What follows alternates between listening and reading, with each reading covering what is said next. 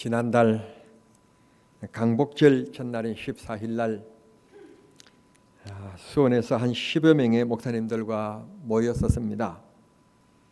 그리고는 점심 식사 시간이 되어서 고속버스 터미널 사거리에 있는 곰탕집으로 가자.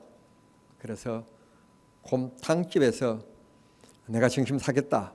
그래서 곰탕집으로 옮기게 되었습니다. 공식적인 모임이 끝나고 식사 시간이라 제가 하고 갔던 넥타이를 풀고 다시 이제 식사 후에 대전 장례식장으로 가야 되기 때문에 까만 넥타이로 갈아서 했었습니다. 문제는 제가 좀 넥타이들이 많지만 그래도 좀 아끼는 넥타이를 제가 하고 그날 갔었는데 그 넥타이를 잊어버린 거예요. 선배라고 후배 목사님 제가 모시고 갈게요. 우리 교회 와가지고 저를 태워가지고 갔는데 제가 그 차속에 둔 건지 그 차속이 아닌 식사를 마친 다음에 12인승 승합차를 타고 대전으로 목사님들과 함께 갔는데 그 차속에 두었는지 아니면 점심 먹고 내려와서 내가 넥타이를 갈아 끼면서 차 지붕에 둔 것 같기도 하고 아무리 생각해도 기억이 안 나는 거예요. 저는 이 성격이 옹졸한 사람이라 뭘 한 가지가 잃어버리든지 뭘 잘못되면 그게 집착행이에요. 저는 집착행. 그래서 얼마나 마음이 뒤숭숭한지요. 할 수 없이 전화를 했어요. 목사님, 혹시 목사님 차에 낯선 넥타이가 있지 않느냐고. 그랬더니 목사님 차속에 찾아보겠습니다. 그랬더니 조금 후에 전화 왔는데 아무리 찾아봐도 없습니다. 그러면 이 차에 있는가 보다. 다시 전화를 했습니다. 그랬더니 목사님 없는데요? 그러면 내가 차 지붕에다 올려놓은 것 분명하구나. 아이고 이 바보 같은 놓을 때가 있지 그 지붕에다 놓다니 그 자책하면서 일주일 지났어요. 일주일 지난 후에 전화가 왔어요. 목사님 차 뒷자리에 보니까 넥타이가 있네요. 얼마나 좋은지요. 우리 지난달에 나라를 잊어버렸다가 다시 찾은 기념일인 강복절을 맞이했습니다. 물건도 잊어버렸다가 찾으면 기분이 좋고 집 나간 동물도 나갔다가 집을 돌아오면 반갑고 너무 좋은데 나라를 잊어버렸다가 나라를 되찾았으니 얼마나 좋겠어요. 이스라엘 백성들이 주후 586년에 바벨론의 침략을 받고 수도인 예루살렘이 함락되어지므로 나라가 멸망합니다. 그리고 젊은이들이 바벨론으로 끌려가서 전쟁포로 흔히 얘기하는 노예 생활을 하게 되었습니다. 그렇게 세월이 70년이 흘러가고 있을 때 뜻밖에도 지배국인 고레스 왕이 생각지도 못한 날에 칙령을 발표합니다. 우리 땅에 들어와 있는 유대인들은 모두 다 자기 조국으로 돌아가라. 자유를 선언한 겁니다. 해방을 선언한 것입니다. 얼마나 좋겠어요. 독립운동한 것도 아니고 임시정부를 세운 것도 아니고 그저 시키는 대로 일을 하고 있는 이 상황 가운데서 갑자기 선언되었으니 얼마나 좋겠어요. 이게 정말 꿈인지 생신지 너무너무 감격스러운 것입니다. 그런데 그 고레스 왕이 해방을 선언하면서 조건 하나를 다는 거예요. 너희들이 조국으로 돌아가면 너희들이 섬기는 하나님의 성전이 부서졌는데 그걸 다시 재건해라. 재건하는데 약간의 도움이 필요한 물질도 우리가 후원하겠다. 그렇게 해서 기쁨과 감격 속에서 그들은 조국으로 돌아오게 되었습니다. 얼마나 좋았는지 모릅니다. 얼마나 감격했는지 모릅니다. 그런데 막상 조국에 들어와 보니까 종살이 했던 그때 생각과 내 나라에 돌아왔을 때 생각이 달라지는 것입니다. 하나님의 성전을 짓는 게 우리가 70년 동안 겪었던 고난 속에 느꼈던 바가 아니냐. 그러니까 이걸 우선순위에 두고 국책 사업으로 이 일을 추진하자 하는 건설파와 또 한파는 성전 건축이 뭐 그렇게 긴박한 일이며 그게 뭐 그렇게 급한 일이냐, 우리가 누울 집이 있어야 되지 않느냐, 우리 집을 먼저 짓고 좀 여유가 있을 때, 그럴 때 온 국민들이 한 기쁨으로 즐거움으로 그렇게 성전 짓는 것이 옳지 않느냐라고 하는 반대파로 분열이 된 거예요. 나누어지게 된 것입니다. 바벨론에서 채찍을 맞으면서 바벨론 강가에서 눈물을 흘리며 오늘이 안식일인데 하나님 앞에 예배하는 날인데 우리가 전쟁 포로가 되어서 이렇게 끌려와서 채찍을 맞으면서 이렇게 종살이를 하고 있구나, 그러면서 눈물 흘렸던 그 이스라엘 백성들인데 그때 감격은 모두 다 사라져버렸습니다. 16년 동안 짓는 게 먼저다, 아니다, 집을 짓는 게 먼저다 싸우고 다투다가 16년이 흘러갑니다. 그리고는 교회를 지어야 되겠다고 하는 이 열정도 식어져 버립니다. 이런 간절한 마음도 모두 다 식어져 버리는 것입니다. 여러분, 어떤 사람과 함께 갈등을 빚어보신 적이 있으십니까? 살아가면서 사람이 그런 일이 없어야 되겠지만 어떤 문제를 두고 갈등을 빚게 되어지면 참 힘이 듭니다. 그가 볼 때 나에게 잘못된 것도 있겠지만 내가 볼 때 그분은 한 사람 얘기만 듣고 그걸 고집할 때 그걸 조금 다르게 생각도 하실 수 있는 건데 그것만 그런 채로 믿고 있을 때 너무 답답하고 얘기가 통하지 않고 설득이 되지 않고 이해가 되지 않는 거예요. 한 발의 진전도 없는 거예요. 그러면 거기서 끝나느냐? 그것 때문에 갈등이 생기는 겁니다. 그것 때문에 벽이 지는 것입니다. 그것 때문에 인간관계가 깨져버리는 것입니다. 이렇게 이스라엘 백성들을 16년 동안 자기 주장만 하면서 아무 일도 못합니다. 그럴 때 하나님께서 스가랴 선지자를 통하여서 말씀하십니다. 너희 열정과 열심이 식어졌는데 너희 손을 다시 견고히 하라. 다시 열심을 회복해라. 다시 하나님을 바라보고 하나님을 앙모하는 마음을 다시 회복해라. 그러면 내가 너희들에게 삭슬 줄 것이며 땅은 너희들에게 필요한 산물을 낼 것이며 하늘은 너희들에게 농사에 필요한 때에 비를 내려줄 것이다. 하나님께서 축복하심으로 너희들이 전에 누려보지 못하고 알지 못했던 하나님의 풍성한 은혜를 마음껏 누리는 복을 받게 될 것이다 하시는 말씀을 스가랴 선지자를 통하여서 하신 말씀이 오늘 우리가 함께 읽은 본문의 말씀입니다. 이 말씀의 확실성을 위하여서 스가랴는 이렇게 기록하고 있습니다. 우리가 첫 번째 읽은 9절의 말씀 보면 이는 여호와의 말이니라 라는 말씀입니다. 누구의 말이냐, 그 누구가 어떤 위치에 있느냐에 따라서 그 말의 무게는 달라지는 것입니다. 회사를 책임져 지고 있는 그 사장의 말 한마디가 달라지는 것입니다. 나라를 책임지고 있는 그 대통령의 말 한마디가 달라지는 것입니다. 이 우주 만물을 창조하신 역사의 주인이신 그 하나님의 말씀이라는 것입니다. 이건 확실성을 얘기합니다. 이건 보정성을 얘기하는 것입니다. 그대로 될 것을 말씀하십니다. 이는 여호와의 말씀이니라. 그대로 실천되어지고 그대로 이루어질 약속의 말씀, 언약의 말씀임을 말씀해 주십니다. 스가랴 3장 12절부터 4장 5절까지 말씀 보면 이들은 70년 동안 포로 생활 가운데 우리가 왜 이렇게 되었나?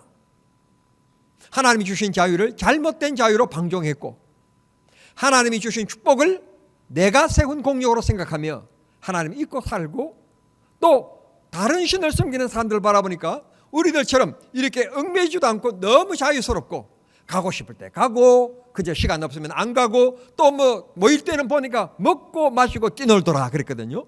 너무 즐거운 거예요. 그래서 여호와를 점점점 잊어버리고 세상 문화에 젖어들게 되고 이방 문화에, 이방 종교에 젖어들게 된 것입니다. 그걸 그들이 깨닫고 회개합니다. 아, 이게 잘못되었구나. 그래서 우리가 하나님 앞에 매를 맞은 것이구나. 다시는 우상 숭배하지 아니하고 세상에 물들지 아니하는 하나님의 거룩한 백성으로 살아야 되겠구나. 그런 마음을 먹었던 백성들입니다.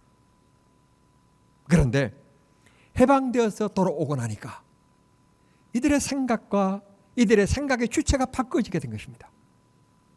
그래서 16년을 그냥 흡입해버린 것입니다.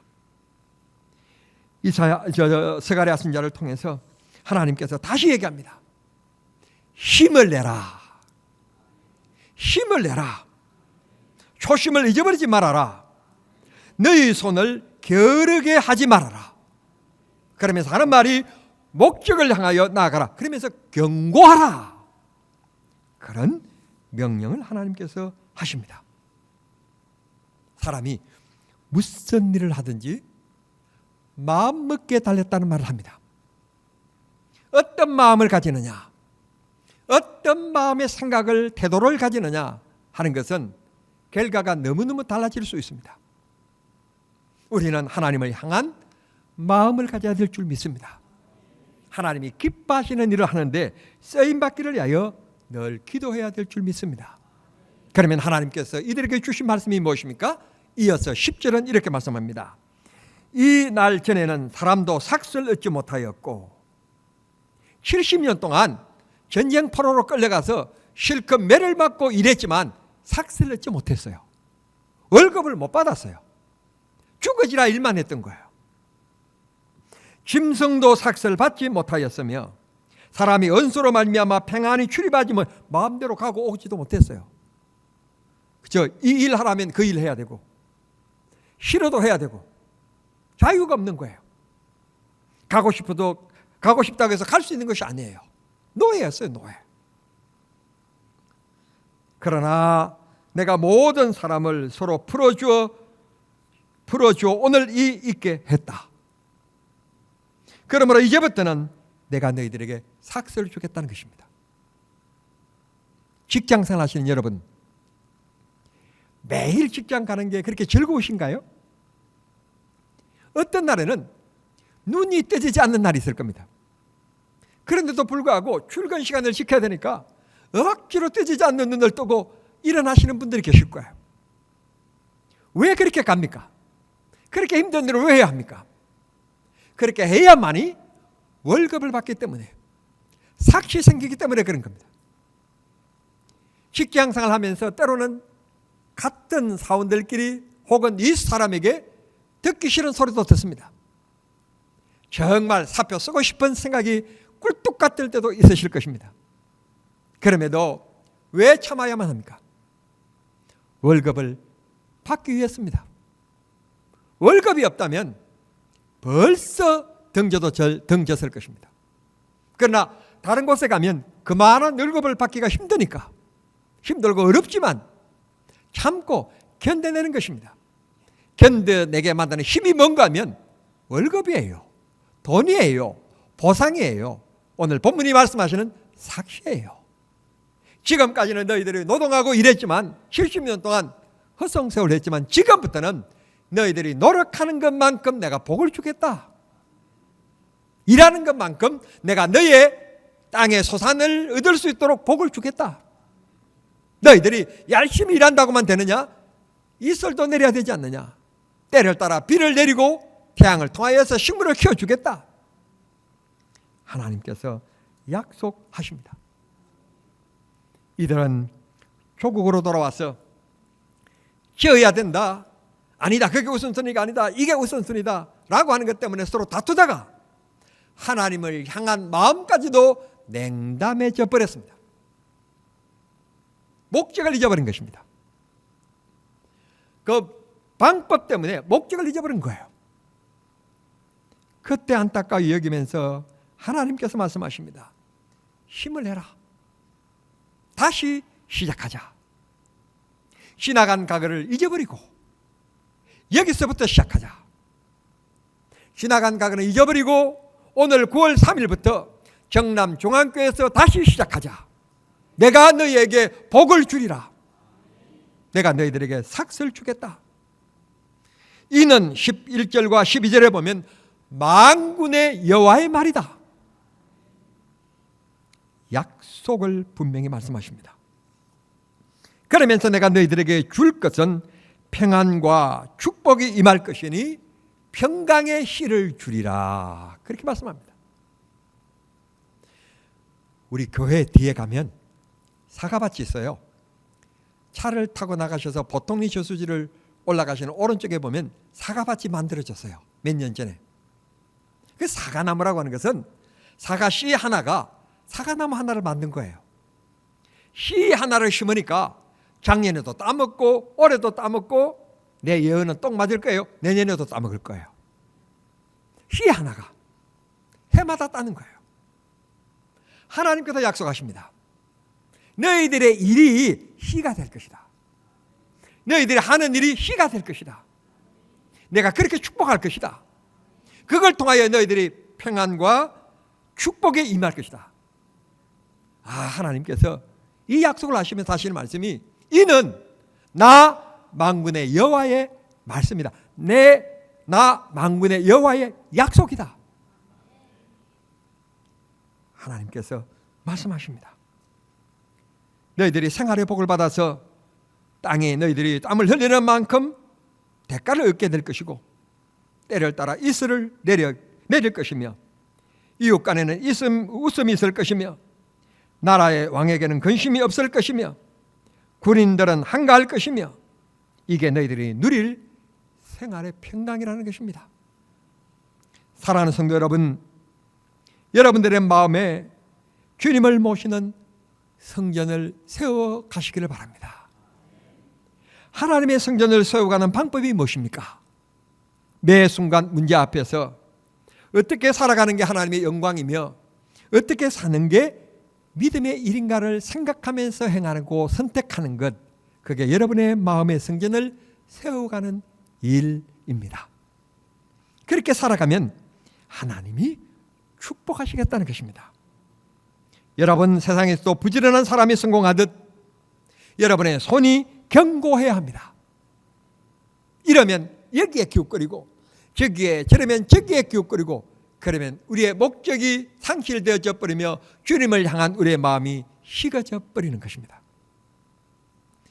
이 소리도 아닙니다. 저 소리도 아닙니다. 하나님의 소리를 들어야 합니다. 용각산 하나님의 말씀을 그곳에 우리의 목적 삼고 힘 있는 사람이라고 해서 그 사람의 눈치 보면 안 됩니다. 하나님의 영광의 눈치를 보고 살아야 됩니다. 주님이 하실 것입니다. 주님이 이루실 것입니다. 힘 있는 사람 하나님이 꺾으실 것입니다. 경고하십시오. 하나님 영광을 위하여 여러분의 마음이 절대로 약해지고 연약해지면 안 됩니다. 강해지시길 바랍니다. 13절 말씀, 하나님께서 이들의 이름을 부르십니다. 유다 족속아, 이스라엘 족속아 이름을 부릅니다. 이름을 부른다는 것은 정확하게 명확성을 얘기하는 것이고 확실성을 얘기하는 것이며 또 오늘날에는 다정다감한 그런 관심을 얘기합니다. 어떤 부부를 보니까 이름을 불러요. 아내는 남편을 향하여 춘배씨. 그런데 그 춘배씨가 젊으면 다행인데 며느리를 본 사람이에요. 며느리가 있는 자리에서도 시어머니가 시아버지를 부르기를 춘배씨라고 불러요. 또 어떤 분은 오빠라고 불러요. 두 분이 계실 때야 뭐 오빠라고 부르든지 뭐라고 부르든지 상관없어요. 그러나 며느리가 있는 그 자리 앞에서도 뭐 춘배씨, 뭐 오빠, 뭐 그래요. 장거리 같아요. 아우. 그럼에도 불구하고 이름을 부른다는 것은 기쁨이고 즐거움이에요. 무슨 일에 응모했다거나 어떤 시험에 여러분들이 응시했을 때 이름을 부른다는 말은 합격이란 뜻이에요. 하나님께서 정확하게 짚어서 얘기합니다. 불행하게도 이스라엘은 우리 한국처럼 분단된 나라였어요. 북왕국 이스라엘은 아수르에게 주전 722년에 멸망했고, 남왕국 유다는 북왕국이 멸망한 지 136년 후인 586년에 바벨론에게 멸망을 했었어요. 그런데 하나님께서 오늘 이 두 나라를 같이 부르셔요. 유다야, 이스라엘아. 분단된 것들, 나누어졌던 것들인데 하나님께서 하나를 묶으셔서 부르셔요. 대한민국이 비록 분단된 나라로 지금은 군비 경쟁을 하며 긴장감을 고조시키고 있지만, 하나님이 함께 하시면 하나님이 함께 부르시는 그날이 올 줄 믿습니다. 우리는 그런 소망을 가지고 하나님 앞에 나라를 위하여 기도하는 겁니다. 난 가끔 가다가요, TV를 보니까 요즘에 북한에 있는 그분이 어린 딸을 대동하고 자꾸 등장하더라고요. 그래서 내가 뭐 정보원도 아니고 그렇지만 내가 가만 생각해 보니까 저 어린 딸을 저렇게 전쟁하고 뭘 써놓은 걸 보여줄 필요가 있을까? 저렇게 하는 데는 아마 이유가 있을 거다. 아마 우리가 알지 못하는 스스로의 자기 건강에 대한 확신이 없든지, 갑작스러운 어떤 돌발적인 사건이 일어나면 막 그렇게 백두혈통에 자기 딸을 아마 이어가도록 하는 암시적인 것이 아닐까. 난요, 소망 주고 기도해요. 절대 사람 죽는 건 난 원치 않지만 그럼에도 불구하고 난 소망을 두고 기도해요. 난 무슨 말인지 알아듣시면 좋겠어요. 하나님의 역사는 놀랍거든요. 우리가 알지 못하는 일을 통해 하나님이 일으키시는 위대한 일이에요. 그런 일 없이 남북이 하나 되는 역사가 있었으면 참 좋겠습니다. 하나님께서 대한민국과 북조선아 하나님께서 부르시는 그날이 속히 왔으면 좋겠습니다. 고로 우리는 해야 될 일이 있습니다. 우리 손을 늘어뜨리면 안 됩니다. 우리 손을 게으르게 하면 안 됩니다. 다시 회복시켜야 됩니다. 손을 견고히 하라고 말씀합니다. 그렇게 하면 흔들리는 마음을 뜨면 안 됩니다. 하나님을 향하여 굳세 믿음을 가지고 주님을 바라보면 주님이 이끄시고 주님이 붙드시고 필요한 것들을 채우시고 복의 씨앗을 주겠다는 약속을 하셨습니다. 사랑하는 성도 여러분, 오늘 이 설교를 들으신 여러분들 마음속에 나 이제 생활 속에 매 순간마다 갈등이 될 때는 주의 뜻이 무엇인지, 어떻게 하는 것이 하나님의 영광인지를 내가 판단하겠다라고 마음 먹으시는 여러분 마음속에 그렇게 마음을 굳세게 가지는 여러분들에게 주께서 여러분의 생활의 필요대로 생활의 은혜를 풍성케 하시는 축복이 임하시기를 바랍니다. 범사에 풍성한 것을 누리며 살아가는 하나님 백성답고 하나님의 자녀다운 자유를 누리는 그런 경남 중앙의 성도들이 모두 되시기를 우리 주님 이름으로 축원합니다. 고난을 참 많이 당했던 다윗은 시편 29편 11절에서 이렇게 노래합니다. 여호와께서는 자기 백성에게 힘을 주심이여 여호와께서 자기 백성에게 평강의 복을 주시리로다. 이 복이, 이 선언이 여러분의 것이 될 수 있게 되기를 바라고 여러분의 신앙의 간증이 될 수 있기를 바랍니다. 말씀을 맺습니다. 예수 그리스도 안에서 거듭난 천국 백성된 우리들에게 하나님께서는 세상에 휩쓸리는 것을 원치 않으십니다. 세상 문제 때문에 내 마음이 식어지는 것도 주님이 원치 않으십니다. 하나님의 나라를 목적 삼고 견고한 마음을 가지고 뚜벅뚜벅 하나님 나라를 향하여 나아가며 문제를 당하지만 주님의 역사하실 그 시간을 기대하면서 믿음으로 나아가기를 원하시고 계십니다. 그렇게 나아가는 우리 모든 성도들에게 하나님께서 크고 놀랍도록 축복해 주시고 이 교회에 나오실 때마다 하나님께서 이 제단에 엎드려 기도하는 여러분의 기도가 다 응답되는 기쁨이 있게 되기를 우리 주님 이름으로 축원합니다. 찬송가 210장 찬송 드리겠습니다. 찬송 210장입니다.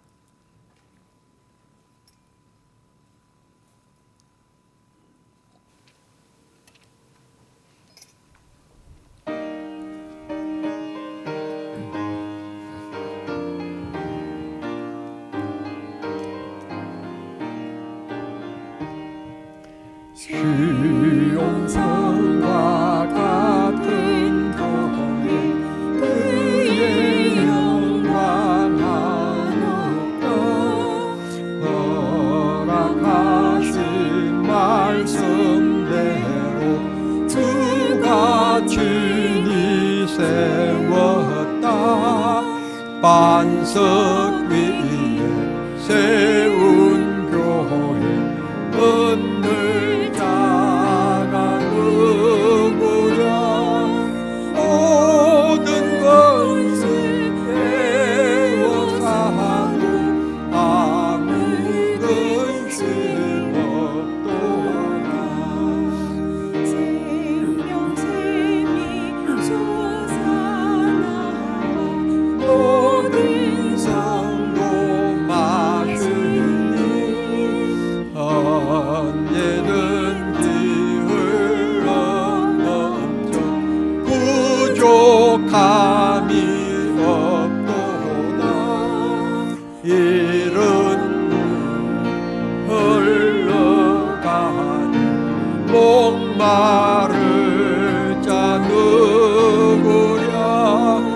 주의 은혜 풍족하여 넘치고도 넘친다. 주의 은혜 내가 받아 쉬운 백성 되는데 세상 사람 비방해도 주를 찬송하리라.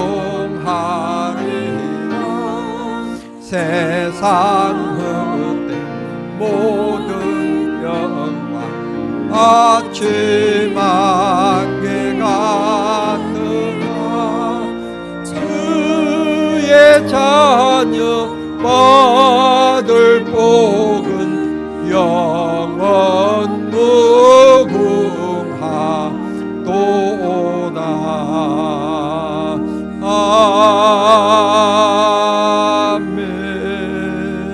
아멘.